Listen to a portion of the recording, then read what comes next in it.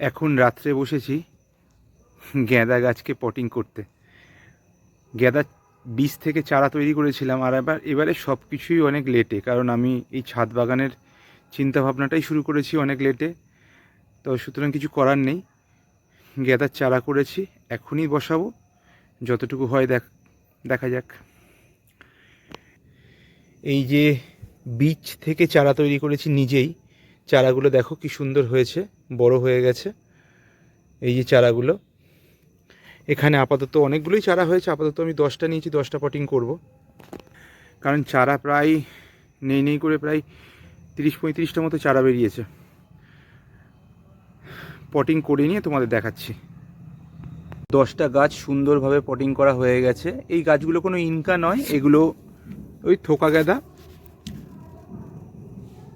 ওই প্রচুর পরিমাণে ফোটে, সেইভাবেই তো আমি কিনে এনেছিলাম বীজগুলো।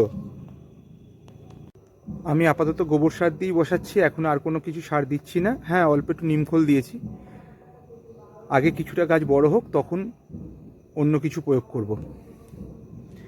এই পর্যন্তই আজকের আপডেট। চলো টাটা।